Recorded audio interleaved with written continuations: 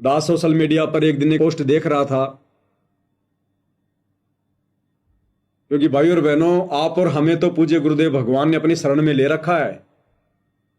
इसलिए दुनिया में जो आग लगी हुई है, वर्तमान में जो युद्ध हो रहे हैं, तीसरे विश्व युद्ध की तरफ दुनिया जा रही है, दुनिया में जो हाहाकार मचा हुआ है, वन वर्ल्ड गवर्नमेंट के तहत, वन वर्ल्ड ऑर्डर के तहत सरकारों ने जो नीतियां अपनी जो बना ली है, उसके तहत आने वाले समय में क्या होगा हमें आइडिया भी नहीं है। आइडिया भी, लेकिन कुछ आत्माओं को परमात्मा ने चेतना दे रखी है, जो जगत वाले हैं उनको स्पष्ट दिखाई दे रहा है कि 26 और 27 में क्या होगा, आने वाले 2-3 वर्षों में संसार के क्या हालात होने वाले हैं।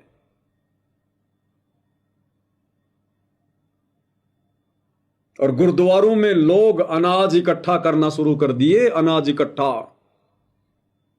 आने वाले समय को देखते हुए पंजाब में गुरुद्वारों में लोगों ने सामान की पैकिंग करनी शुरू कर दी, पानी तक की पैकिंग करनी शुरू कर दी, सूखे राशन की डब्बों में पैकिंग करनी शुरू कर दी और जमा कर रहे हैं। आने वाले समय को देख करके खाएंगे क्या। एक छोटा सा वीडियो दास आपको दिखाता है जो सोशल मीडिया पर वायरल हो रहा है। इस वीडियो को देखकर भाई और बहनों हमारे समझ में, ये पंजाब का वीडियो है और किस प्रकार से लोगों ने आगामी समय को देखते हुए जो अकाल पड़ेगा, भूखमरी आएगी, लोगों ने किस प्रकार से गुरुद्वारों में नीचे बेसमेंट में, अंडरग्राउंड में पानी की बोतलें तक भी भर भर के रखनी शुरू कर दी। चने, दाल यानी सूखा राशन जो खा के अपनी जान उस समय बचाई जा सके।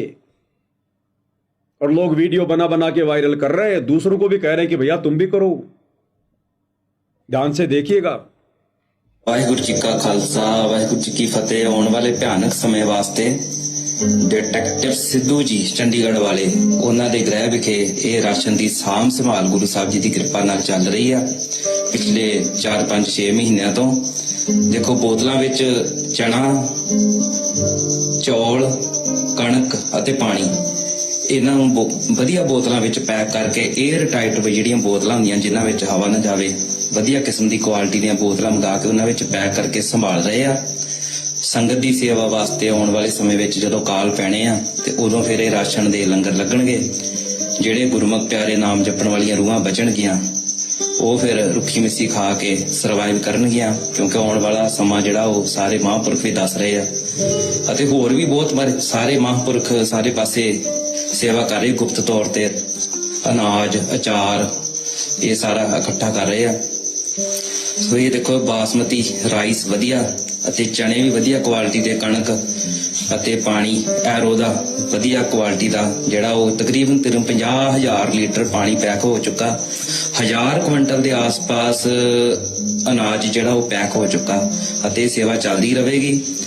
ਤੇ ਆਪ ਸਭ ਨੂੰ ਬੇਨਤੀ ਹੈ ਤੁਸੀਂ ਵੀ ਵੱਧ ਤੋਂ ਵੱਧ ਨਾਮ ਜਪੋ। ਆਉਣ ਵਾਲਾ ਸਮਾਂ ਭਿਆਨਕ ਹੈ, ਨਾਮ ਜਪੋ ਤੇ ਆਪਣੇ ਘਰਾਂ ਵਿੱਚ ਜ਼ਰੂਰ ਜਿੰਨਾ ਹੋ ਸਕੇ ਇਹ 4-5 ਚੀਜ਼ਾਂ ਜਿਹੜੀਆਂ ਜਿਨ੍ਹਾਂ ਦੀ ਸੈਲਫ ਲਾਈਫ ਬਹੁਤ ਜ਼ਿਆਦਾ ਹੁੰਦੀ ਆ ਇਹ ਜ਼ਰੂਰ ਰੱਖੋ। ਚੌਲ, ਚਣੇ, ਕਣਕ, ਪਾਣੀ ਅਤੇ ਮਸਾਲੇ, ਹਲਦੀ, ਲੂਣ, ਲਾਲ ਮਿਰਚ ਇਹ ਜ਼ਰੂਰ ਰੱਖੋ।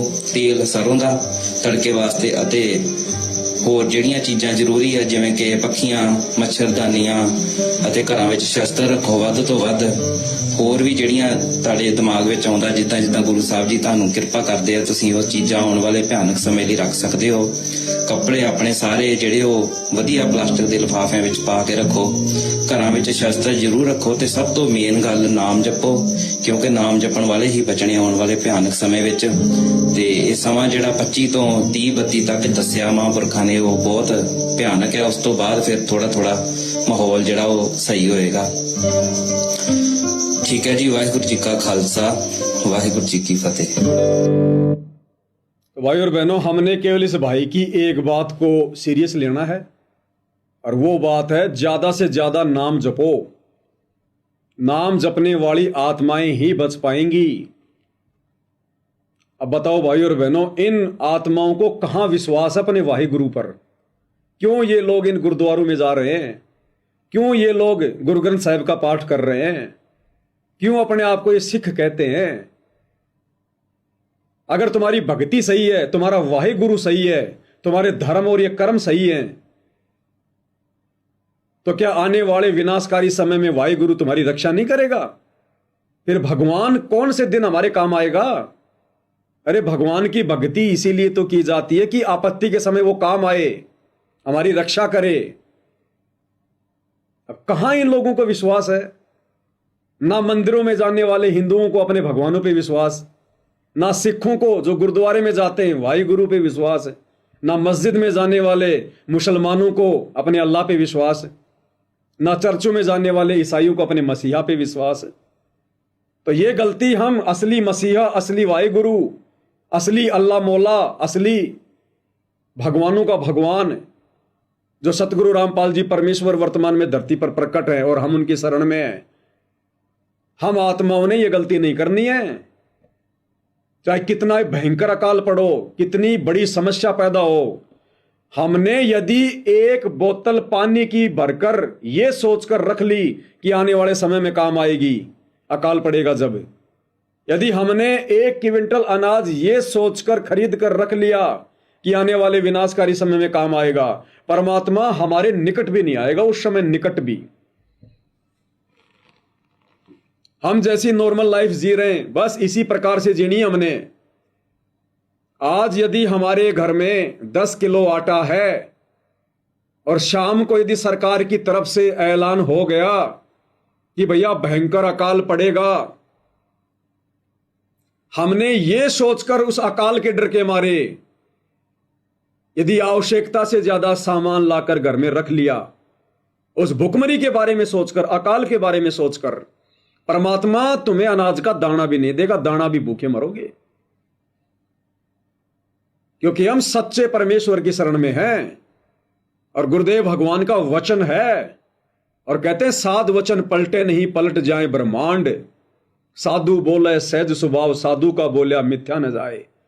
गुरुदेव ने अपने मुख कमल से सत्संग कर रखे हैं कि बच्चों यदि भगवान पे विश्वास रखोगे, भक्ति मर्यादा में रह के करोगे, और जिस समय धरती पर खाने को अनाज का दाना भी नहीं होगा, उस समय यदि तुम्हारे घर में 2 दाने भी होंगे ना, 2 दाने, तो गुरुदेव ने बताया कि सुबह मटका आटे का भरा हुआ मिलेगा, पिसा पिसाया,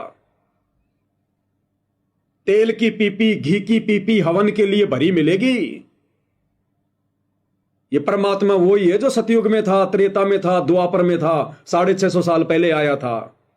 इस परमात्मा के गुणों में, लक्षणों में कोई परिवर्तन नहीं है। परिवर्तन हमारे विश्वास में आ गया, कमजोरी हमारे विश्वास में आ गई।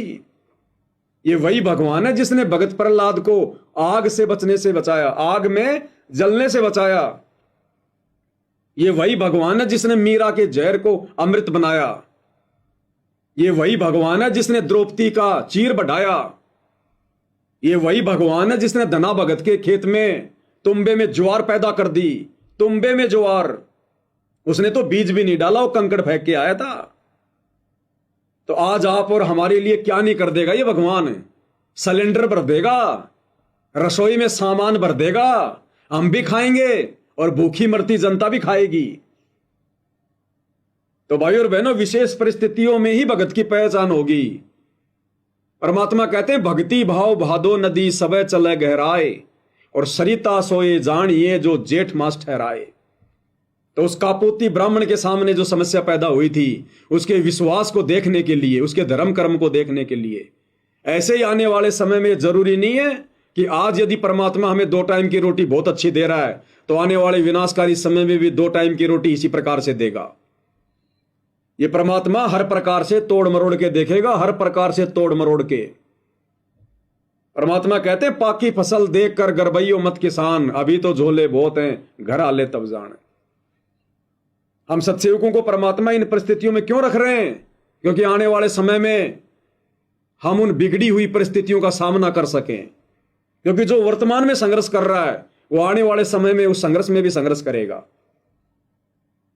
और जिन्होंने भगवान से भक्ति के अलावा केवल मांगा ही पैसा, धन, दौलत, बच्चों की नौकरी, कार, कोठी वो दे दी आज भगवान ने उनको, लेकिन ज्ञान को आधार बना नहीं रहे, मर्यादाओं में रह के भक्ति को कर नहीं रहे, तो आने वाले विनाशकारी समय को वो भगत नहीं झेल पाएंगे। तो इसलिए भाई और बहनों, भयानक समय तो आएगा, इसमें कोई दो राय नहीं है।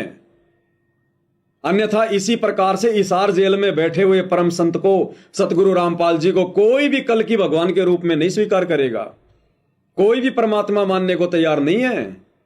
ये दुनिया अगर इसी प्रकार से चलती रही जैसा आज हम वर्तमान में देख रहे हैं, बड़े बड़े महलों में रह रहे हैं, बड़ी बड़ी गाड़ियों में चल रहे हैं, लोगों के बिजनेस सेट हैं, नौकरियां लग रहे हैं, खा रहे पी रहे हैं, ऐश कर रहे हैं, तो इस प्रकार से तो किसी को भगवान की आवश्यकता नहीं है। कोई जेल में बैठे हुए महात्मा को परमात्मा नहीं मानेगा। तो देश और दुनिया को वो बंदर आने वाले 2 से 3 वर्षों में परमात्मा दिखाएगा। तब ये दुनिया नाक रगड़ रगड़ के परमात्मा से अपनी जान की भीख मांगेगी। तब ये स्वीकार करेगी कि यहां मंदिरों में बैठे हिंदुओं के देवता भी फैल, मस्जिद में बैठा मुसलमानों का अल्लाह भी फैल, गुरुद्वारे में बैठा सिखों का वाहे गुरु भी फैल, और चर्चों में बैठा ईसाइयों का मसीहा भी फैल। तब दुनिया को अपनी औकात का पता चलेगा, अपनी हैसियत का पता चलेगा। जो आज 2 टाइम की रोटी बढ़िया मजे से खा रहे हैं, भक्ति की जिन्हें कोई आवश्यकता नहीं है बस। तो हम भगत भाई बहनों ने जिस प्रकार से हम वर्तमान में भक्ति कर रहे हैं अपने धर्म कर्म पर रहकर, हमने इसी प्रकार से अपने धर्म कर्म पर रहकर और अपने गुरुदेव भगवान पर दृढ़ विश्वास करके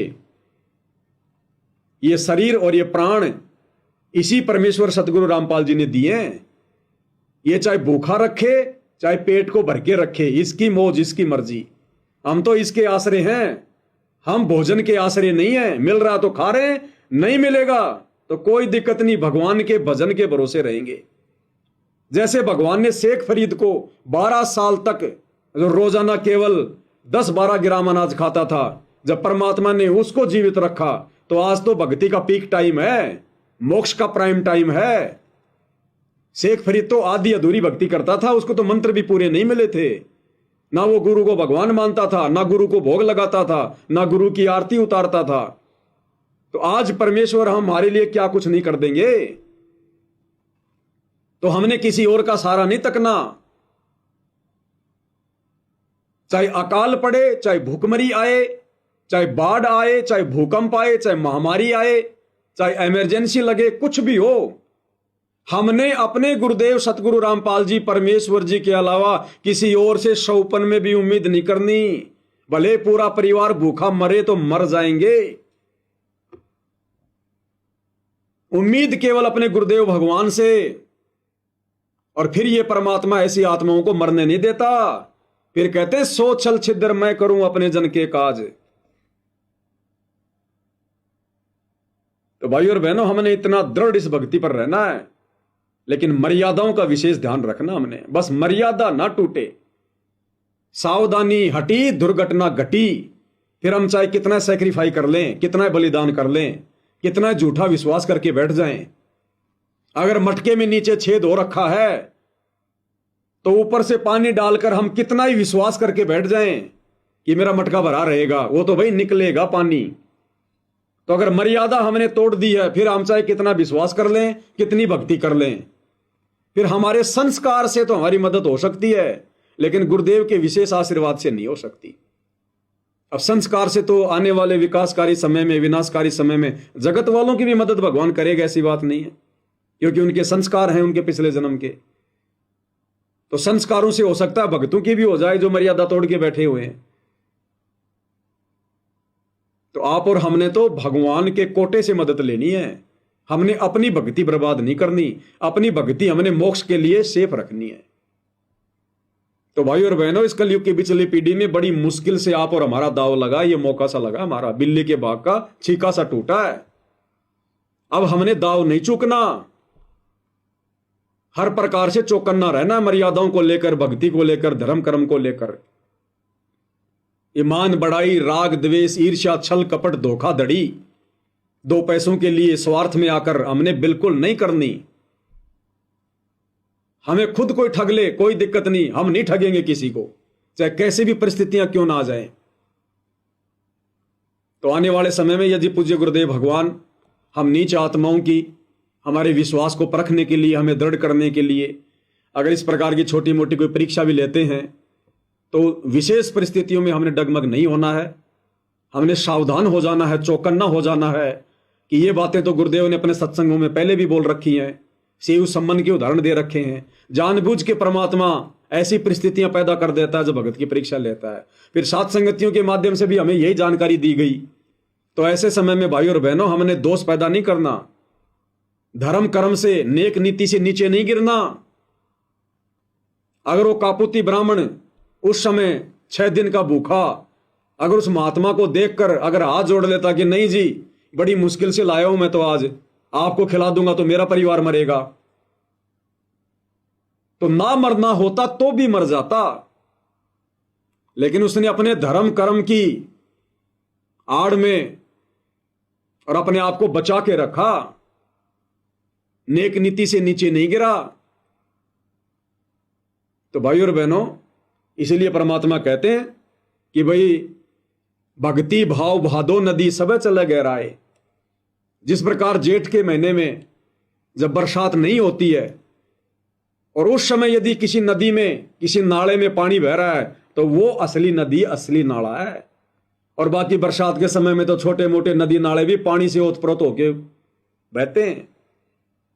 तो इसी प्रकार जब सुख होते हैं, फायदे होते हैं, तब तो हर कोई भगत जी, जय बंदी छोड़ की, जय परमात्मा की, मेरे गुरु जी भगवान, मेरे गुरु जी परमात्मा, मैं अपनी गर्दन कटवा लूंगा लेकिन भक्ति नहीं छोड़ूंगा।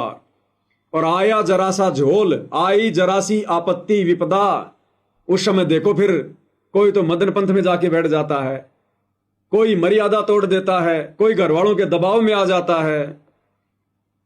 इसलिए परमात्मा कहते हैं सरिता सोई जानिए जो जेठ मास ठहराए। असली नदी की पहचान तो जेठ के महीने में होगी कि पानी आ रहा कि नहीं आ रहा। बरसात में तो हर छोटा मोटा नदी नाला बह के चलता है। तो असली भगत की पहचान आपत्तियों में, विपत्तियों में होती है कि भगत अपने धर्म कर्म पर दृढ़ है या नहीं है, अपने गुरु की मर्यादाओं पर दृढ़ है या नहीं है। तो भाई और बहनों, दास की तो प्रार्थना है, विनती है, गुरुदेव के ज्ञान आधार से मैं तो केवल यही अरदास कर सकता हूं कि भाई असंख्य युगों के बाद इस कलयुग की बिचली पीढ़ी में मनुष्य जन्म प्राप्त करने का मौका मिलता है हमें सौभाग्य से। और अब गुरुदेव ने हमें इतना कोर्स दे दिया, बार बार गुरुदेव ने सत्संग करके रिवीजन कर दिया, समझाने में कोई कसर नहीं छोड़ी। टीचर तो 1 साल में बच्चों की 2-2 बार लेता है परीक्षा, और हमारे गुरुदेव भगवान तो 25 वर्षों बाद, 30 वर्षों बाद परीक्षा ले रहे हैं हमारी, 30 वर्षों बाद, और वो भी हल्की फुल्की, अंदर से सारा भी दे रहे हैं उस कुम्हार की तरह। जैसे कुम्हार ऊपर मटके के चोट मारता है, अंदर हाथ रखता है। तो वर्तमान छोटी मोटी परीक्षा में भी पूज्य गुरुदेव भगवान हिसार जेल से बैठकर विशेष संदेश भेज के हमें सहारा दे रहे हैं। और अपने गुरु को परम सहारा मानकर भी यदि कोई दृढ़ नहीं होता है, मर्यादा तोड़ देता है, लोक लाज दबाव में आकर भक्ति छोड़ देता है, तो भाई बहनों फिर क्या बनेगी? फिर ऐसी कमजोर आत्माओं को तो परमात्मा सतलोक नहीं लेकर जाएगा। तो भाई और बहनों, ये मौका परमात्मा बार बार नहीं देंगे हमें, बड़ी मुश्किल से दाव लगा है। अब बहुत सारे भगत भाई बहनों के मन में हो सकता है एक छोटी सी गंदगी आ जाए, शंका आ जाए कि भाई ये पवन दास कह रहा है कि भाई आश्रम वाले क्या अन्नपूर्णा मुहिम चला रहे हैं, क्या ये लोगों का ये मोटर पाइप दे के सहयोग कर रहे हैं। उदाहरण दे रहा है कि द्रौपदी ने सबसे पहले अपनी साड़ी फाड़ी और सम्मन ने अपने बेटे की गर्दन काटी। तो ये पवन दास फिर क्यों सत्सेवक भाई बहनों से सेवा ले लेके फिर आगे सारे कार्य कर रहा है? पवन दास अपनी तरफ से क्यों नहीं लगाता? भाई दास पहले भी कह चुका है कि मुझ पवन दास को परमात्मा ने बहुत सोच समझ के खड़ा किया है, बहुत सोच समझ के। मालिक को पता कि ये शब्द मैं इससे बुलवाऊंगा, तो उसके लिए परमात्मा बैकग्राउंड वैसा ही बनाता है। जब इस दास ने नाम दीक्षा ली, बरवाला कांड नहीं हुआ था, 12 अप्रैल 2013 को दास को परमात्मा की शरण प्राप्त हुई। तो दास के पास में 12 बीघा जमीन थी। परमात्मा ने कोई भी कारण बनाया, बरवाला कांड से पहले पहले परमात्मा ने मेरी जमीन बिकवा दी। घर पे जो कर्जा था परमात्मा ने वो उतरवाया। भाई के हिस्से के मैंने भाई को दे दिए, और मेरे हिस्से के पैसे, क्योंकि मैं इतने उल्टे काम करता था, मैंने लोगों को चुका दिए। चवन्नी नहीं रही पास में। और आज गांव में ना मेरे पास में मकान है, एक टूटा फूटा सा मकान है जिसमें गधे भी नहीं बैठ सकते, गधे भी। और ना मेरे नाम पर कोई जमीन है। इसलिए पवन दास के पास तो परमात्मा ने ना मकान छोड़ा ना जमीन छोड़ी। शहर में भी दास केवल 20 साल से इस किराए के मकान में रह रहा है, किराए के मकान में, सन 2003 से। तो भैया मैं अपनी तरफ से केवल शारीरिक सेवा कर सकता हूं, लाइव आकर भाई बहनों को परमात्मा के ज्ञान आधार से समझाने की सेवा कर सकता हूं। आप लोगों के द्वारा दी गई सेवा का सदुपयोग मालिक के आशीर्वाद से दास जो कर सकता है, इसके अलावा मेरे पास अपना कुछ नहीं है लगाने के लिए। होता तो क्या पता परमात्मा लगवाते। इसलिए परमात्मा ने मेरे को उस दोष से भी मुक्त कर दिया। अगर मेरे पास 5-10 बीघा जमीन होती, कोई खुद का मकान होता, बैंक बैलेंस होता, तो आज फिर मैं ये शब्द नहीं बोल सकता था इन मैनेजमेंट वालों के खिलाफ कि भैया सेवा करनी है ना, अगर इस प्रकार से दान धर्म करना है तो पहले अपनी जमीन बेचो, अपने पैसों से करो, संगत का बाद में लेना। द्रौपदी ने सबसे पहले अपने खुद की साड़ी फाड़ी थी, दासी की नहीं फाड़ी।